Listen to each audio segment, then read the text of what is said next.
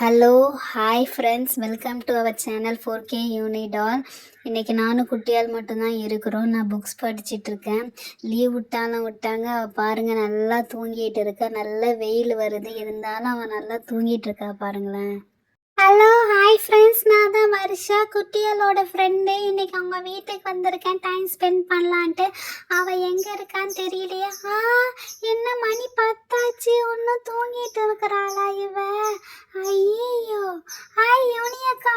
என்னக்கா இவ ஒன்றும் தூங்கிட்டு இருக்கா? சரிக்கா, நீங்கள் எப்படி இருக்கீங்கக்கா? நல்லா இருக்கீங்களாக்கா? என்னக்கா இவ்வளோ நேரம் தூங்குறா? அவளை எழுப்பிடுங்களாங்க்கா. வருஷா, அவள் நல்லா ஏஞ்சி பல்ல விளக்கிட்டு குளிச்சுட்டு சாப்பிட்டுட்டு என்ன பண்ணணும்னு தெரியாமல் போர் அடிக்குதுன்ட்டு இப்போதான் தூங்க போனா. சரி வருஷா, என்ன புதுசு? இப்போதான் உங்களுக்கு ஸ்கூல் விடுறாங்க? ஓ, பங்குனி உத்திரம் முடிஞ்சதுக்கப்புறம் தான் ஸ்கூலா? சரி சரி. ஆமாம் யோனி அக்கா, பங்குனி உத்திரம் முடிஞ்சதுக்கப்புறம் தான் எங்களுக்கு ஸ்கூல் திறக்கும். அப்புறம் புக்ஸ் தருவாங்க, அந்த புக்ஸ் எல்லாம் வாங்கணும்.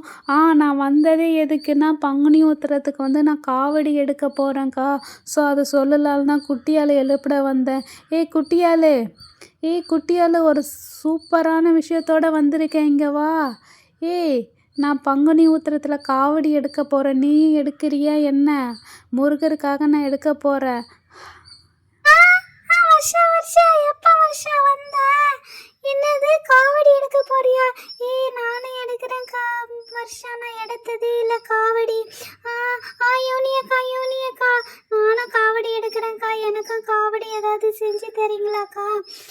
காவடி போட்டுக்கிட்டு ஜாலியாக நானும் வருஷாவும் நடப்போம். ஆமாம் வருஷா, காவடி எங்கே வாங்கணும்? குட்டியால், நான் இன்னும் காவடி வாங்கலை. ஒரு காவடி 250 ரூபாவா.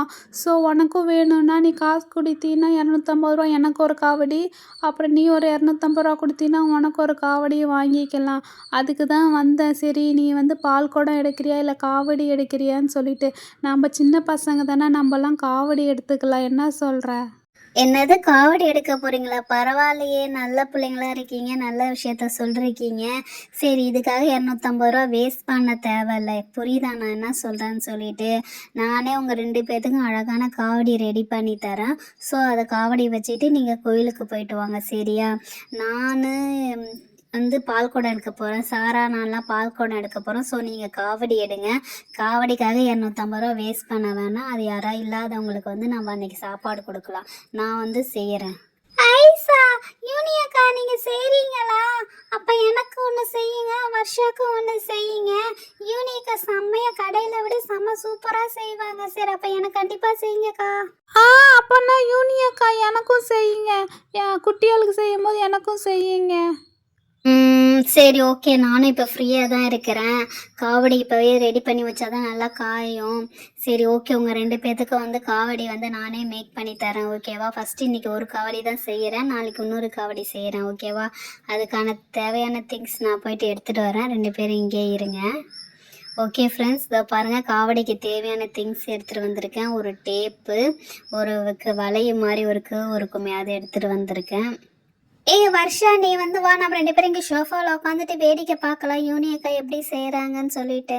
நவுந்து உட்கார குட்டியால், நானும் அக்கா எப்படி காவடி செய்கிறாங்கன்னு சொல்லிட்டு நானும் பார்க்குறேன். எங்கள் வீட்டில் வேணால் நான் ட்ரை பண்ணி பார்க்குறேன் எப்படி பண்ணுறாங்கன்ட்டு. ஹாய் ஃப்ரெண்ட்ஸ், காவடி மேக் பண்ணும்போது இதேமாரி கேர்வாக ஏதாவது இருந்தால் எடுத்துக்கோங்க. அப்புறமேட்டு பேப்பரு இல்லை டேப்பு ஏதாவது கலராக இருந்துச்சுன்னா அதை ஃபுல்லாக ரோல் பண்ணிக்கோங்க. இதோ பாருங்கள், என்கிட்ட இந்த கேர்வ் கிடச்சிருந்துச்சு. இது செல்லோ டேப்பில் இருந்த கேர்வு. அப்புறம் ஒரு டேப்பை வச்சு டெக்கரேஷனுக்காக கலர் டேப்பே இருந்துச்சு. ஸோ இதோ பாருங்கள், ரெடி பண்ணிட்டேன். அப்படியே இப்படி வச்சிடலாம். அண்ட் தென் 2 ஐஸ்கிரீம் குச்சி இல்லை ஏதாவது நார்மல் குச்சி இருந்தாலும் பரவாயில்ல. இது கீழே வைக்க பாட்டம் லைனுக்கு. இதை பாருங்கள், என் ஃபேஸ் எவ்வளோ அழகாக தெரியுதுன்னு சொல்லிட்டுல. ஓகே, இந்த பாட்டம் லைன் பெருசாக இருக்குது. இது அந்த அளவுக்கு ஏற்ற வரையும் கட் பண்ணிக்கலாம். ஓகே, கட் ஆகிடுச்சு. இப்போ இது அப்படியே வச்சு ஒட்டிடலாம். ஸோ ஒட்டுறதுக்கு டபுள் சைட் டேப் இருந்தாலும் ஓகே, இதேமாரி ஃபெஃபிகால் இருந்தாலும் ஓகே. ஃபெஃபிகால் இல்லை ஃபெஃபிக்யூக்கு தான் அது கரெக்டாக இருக்கும். அது ரெண்டும் இருந்தால் மட்டும் ஒட்டுங்க, ஓகேவா? இது அப்படியே வச்சிடலாம். அது கொஞ்சம் நேரம் காயட்டும். அப்புறம் மயில் வேணும்ல, மயில் இருந்துச்சுன்னா மயில் வைங்க. இல்லைன்னா இதே மாதிரி ஒரு பேப்பர் எடுத்துக்கோங்க. நான் வந்து ஒரு க்ரீன் ஷீட் பேப்பர் தான் கரெக்டாக இருக்கும். க்ரீனு இல்லை ப்ளூ கலர் ஷீட் எடுத்துக்கிட்டு லீஃப் மாதிரி கட் பண்ணுங்கள். அதோ பாருங்கள், அப்படி மடித்து வச்சு லீஃப் மாதிரி கட் பண்ணிவிட்டு இன்னும் கொஞ்சம் பெருசாக இருக்கும், இன்னும் கொஞ்சம் சின்னதாக கட் பண்ணணும். சோப்பா இப்படி வச்சு நடுவில் அப்படியே சுற்றி இதேமாதிரி கட் பண்ணணும். கட் பண்ணிவிட்டு வச்சு பார்த்தா ஓகே, மயில் லுக்கு தருது. அண்ட் தென் இதுக்கு வந்து இன்னொன்று 2-3 பேப்பர் வேணும். ஸோ 2 பேப்பர் கட் பண்ணி வச்சுருந்தேன். பர்பிள் ஒன்று, ப்ளூ கலர் ஒன்று, அப்புறம் ஒரு எல்லோ கலர் வேணும். சரி ஓகே, இந்த எல்லோ எடுத்துக்கலாம். லேஸ் எல்லோவாக இருக்குது, பட் திக் எல்லோவாக இருந்தால் நல்லாயிருக்கும். ஓகே, இந்த இது என்ன பண்ணணும், அந்த இது கட் பண்ணுற மாதிரி லைக் கொஞ்சம் குட்டியாக லீஃப் மாதிரி கட் பண்ணிக்கணும் 2 சைடும். இதோ பாருங்கள், அதேமாதிரி இதுவும் மடித்து இதுவும் அதேமாதிரி குட்டியாக ஒரு லீஃப் மாதிரி கட் பண்ணிக்கணும். அண்ட் தென் இந்த பர்பிள் கலரை மட்டும் எப்படி கட் பண்ணணும்னா ஹார்ட் மாதிரி கட் பண்ணணும். கொஞ்சம் ஹார்ட் மாதிரி வரணும். இதோ பாருங்கள் தெரியுதுங்களா? இப்போ இதை அப்படியே பேஸ்ட் பண்ணணும். ஃபஸ்ட்டு வந்து என்ன பேஸ்ட் பண்ணணும், எல்லோ.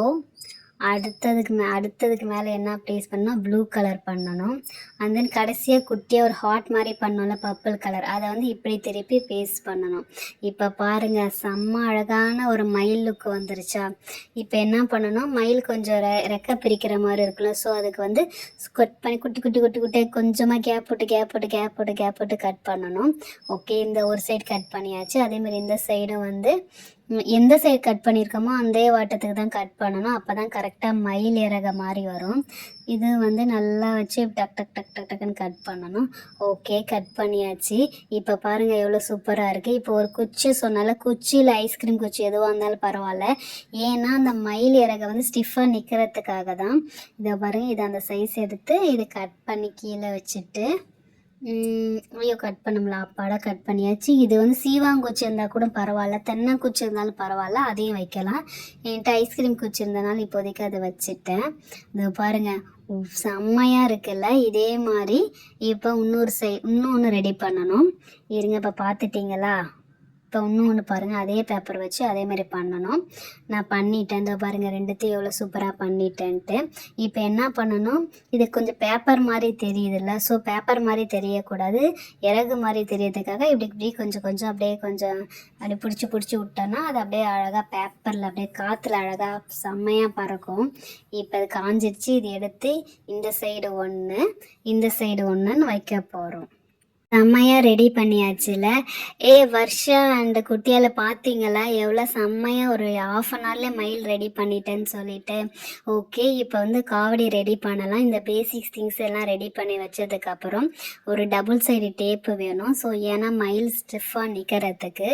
ஸோ இப்போ வந்து டபுள் சைடு டேப்பை வச்சு கட் பண்ணிடலாம்.